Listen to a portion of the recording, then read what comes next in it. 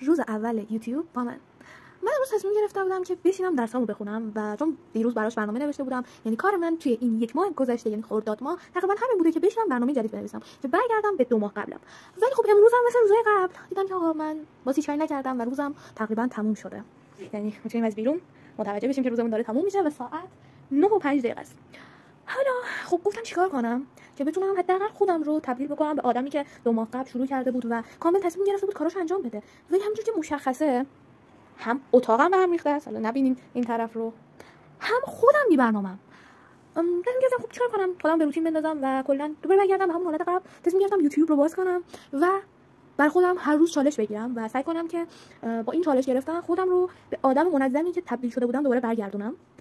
و طبق معمول، البته قبل از اینکه این تصمیم بگیرم طبق معمول اومده بودم نشسته بودم برنامه‌نویسی کنم و گفتم که خب چه کاریه، بزنین شما رو هم که اولین روز منه تو یوتیوب شما رو هم شریک کنم. اصلا قصد ندارم که ویو بخورم، نمیدونم یوتیوبر شم و اصلا همچین قصدی ندارم، چون هیچ امکاناتی هم ندارم. من یه دانشجوی ساده‌ام و دوست دارم که درس بخونم، یه معرفی هم خودم بکنم، شاید اول کانال باشه و خب خوب باشه که این کارو انجام بدم. البته من 2 بار تصمیم گرفتم یوتیوب کار کنم، کار من مشاور تحصیلی بود، ولی خب هر بار به دلایلی نتونستم این کارو انجام بدم. ولی خب امروز البته تمیزی آینه رو نبینین، قراره این کارا رو با شما انجام بدم و خودمو کاملا تمیز کنم و کاملا بدون میکاپ هم، یعنی اولین چهره خودم رو گذاشتم بدون میکاپ. فکر کنم اینم یه نمیدونم حالت اعتماد به نفس کاذبه بکنم. آره، و همونجوری که میبینید خیلی هم چاق شدم. البته شما منو قبلا ندیدین ولی واقعا خیلی چاق شدم تو این روزا و قراره اینم حل کنیم با هم دیگه.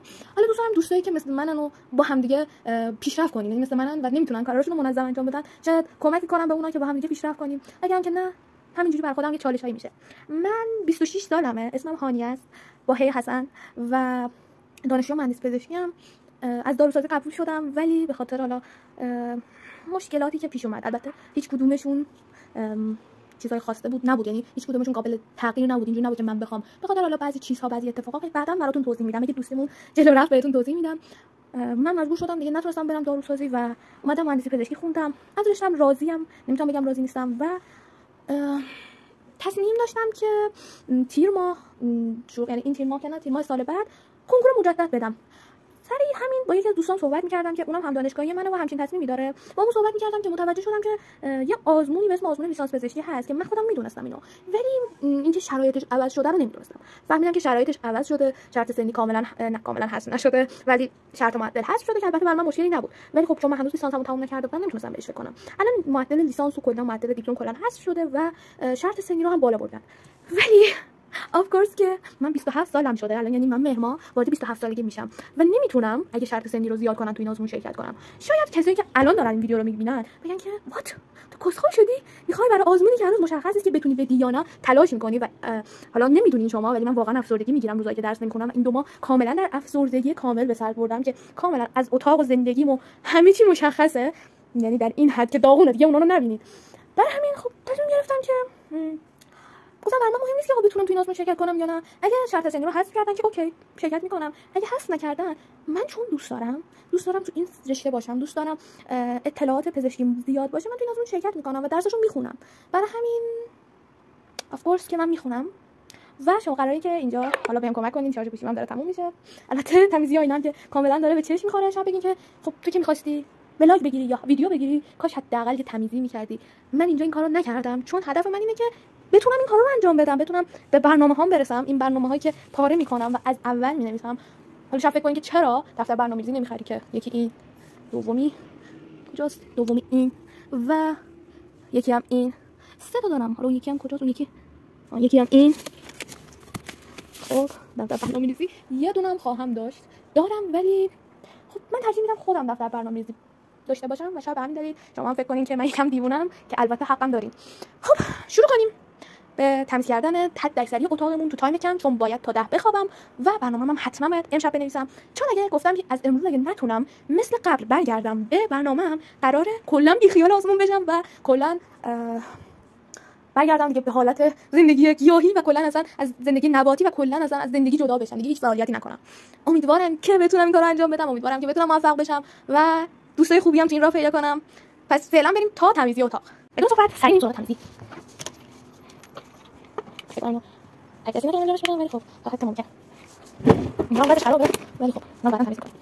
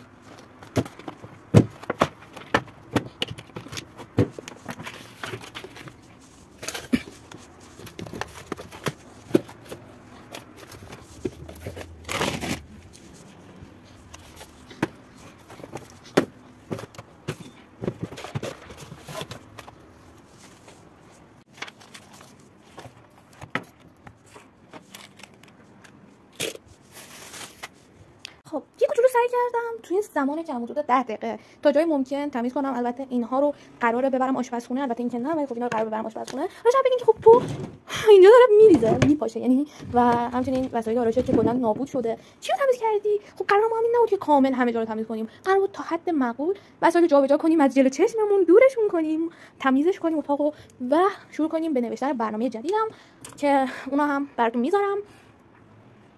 از فردا کوچولو کوچولو شروع کنیم به تمیز کردن اتاقم و کارهای دیگه که تو این کانال قرار انجام بشه. مرسی که همراه من بودین. بریم شروع کنیم به نوشتن برنامه و بعدش این ویدیو رو تموم کنیم.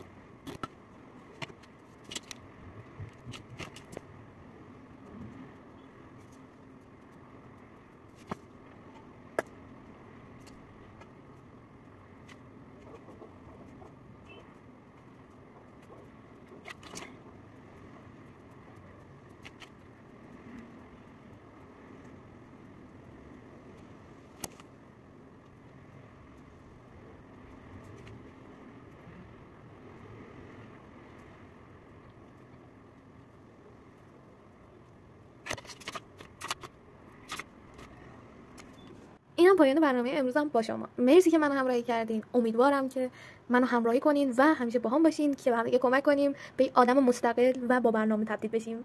بای.